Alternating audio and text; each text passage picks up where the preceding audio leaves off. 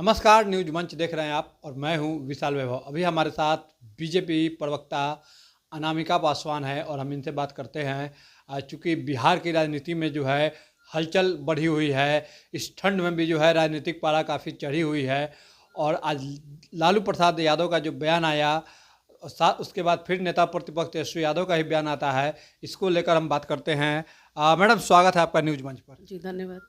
Madam, Rajad supremo Lalu Prasad Yadav ने बयान दिया कि मुख्यमंत्री नीतीश कुमार के लिए दरवाजे खुले हैं, वो साथ में आते हैं तो कहीं कोई दिक्कत नहीं है, साथ में रखेंगे। लेकिन नेता प्रतिपक्ष तेजस्वी यादव ने स्पष्ट रूप से कह रहे हैं कि जो है उनके लिए दरवाजे बंद है। कैसे देखते हैं इस तरह के दो तरह के बयान को? जी देखिए, इससे तो यही पता चलता है कि उनके घर में ही मतभेद है और ऐसा भी लग रहा है कि लालू प्रसाद यादव जी राजनीतिक रूप से बेहोश हो चुके हैं। ये उनके पुत्र तेजस्वी जी ने मान लिया है।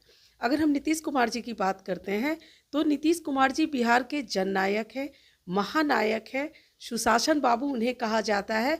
बिहार को विकास की ओर अग्रसर करने में उनकी अग्रणी भूमिका रही है और जिस तरह से अभी एनडीए में भारतीय जनता पार्टी और जदयू की सरकार चल रही है तो ये विकास की राह पे चल रही है और ये लालू जी को बर्दाश्त नहीं। और इससे ये भी पता चलता है कि लालू यादव जी की कितनी लालसा बढ़ चुकी है सत्ता की ओर।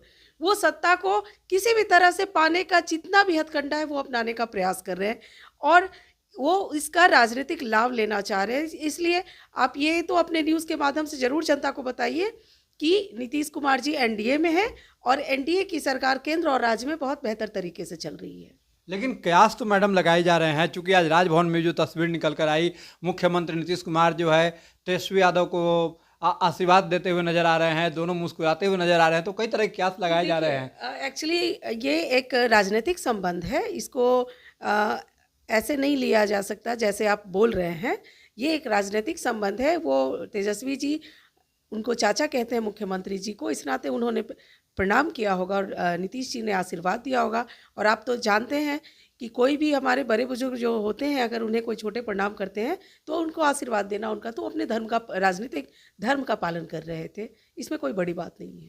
कहा जा रहा है कि एनडीए में जो है नाराजगी चल रही है। चिराग पासवान भी अलग नाराज हैं। जब से हुलास पांडे के यहाँ ईडी का छापा पड़ा, इसको लेकर चिराग पासवान नाराज है, नीतीश कुमार नाराज चल रहे हैं। ऐसा कोई भी बात हमारी जानकारी में तो नहीं आया और कोई भी चिराग जी का ऐसा कोई स्टेटमेंट नहीं आया जिससे ये पता चले कि नाराज़ है। ये आप बोल रहे हैं, हमने तो नहीं सुना उनके मुख से कि उन्होंने कभी बयान दिया है कि मैं नाराज़ हूँ एनडीए से। विपक्ष तो लगातार सवाल कर रहे हैं कि विपक्ष नाराजगी चल रही है। विपक्ष के पास कोई काम नहीं है ना, तो वो सवाल करते हैं या कुछ उटपटांग बोलते रहते हैं ताकि वो अपने राजनीति में बने रहें और अपने आप को दर्शाने के लिए इस तरह के बयान देते हैं और इसमें कोई बड़ी बात नहीं।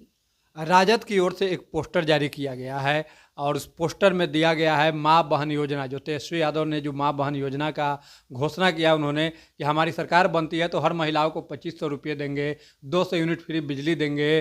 तो क्या लग रहा है कि ये महिलाओं पर जो योजना लाया जा रहा है ये एक जीत की मंत्र है, होगी क्या तेजस्वी के लिए? कैसे हो सकती है? आप ये बताइए ना कि हमारे प्रधानमंत्री जी और हमारे मुख्यमंत्री नीतीश कुमार जी ने जिस तरह की योजनाओं को भारत में और बिहार में उतारा है, तो ये क्या लालू जी ने अपने जब उनकी सत्ता थी तो अपने सत्ता के काल में कभी उन्होंने इस तरह की योजना को दर्शाया है या योजनाओं को धरती पर उतारा है? धरा ये माँ बहन ये अपने घर परिवार के लिए कर सकते हैं।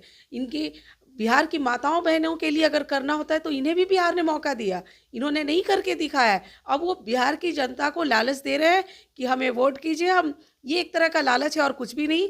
अगर लालू जी के राजनीतिक का आप हिसाब लगाएंगे तो उनके परिवार से ही शुरू होती है और उनके परिवार पे ही खत्म होती है। उनकी माँ बहन योजना का मतलब है राबड़ी जी, रोहिणी जी और उनकी बहन मीसा भारती, यही है हमारे नज़र में तो, और कुछ भी नहीं है।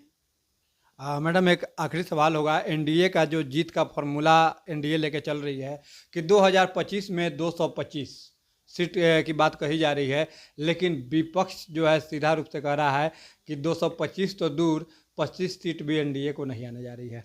ये सपना देख रहे हैं तेजस्वी जी, शायद उनको मालूम नहीं है कि एनडीए कितनी ताकत है और उन्होंने जनता के लिए क्या किया है। आज अगर बिहार सुविधाओं से लैस है तो ये एनडीए की सरकार की देन है।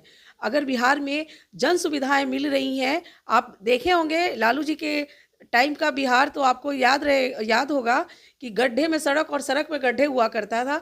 कटिहार जाने के लिए 8 से 10 घंटा का समय लगता था। अभी आप कटिहार जाएंगे तो 4 साढ़े 4 घंटे में कटिहार। ये एनडीए का विकास है।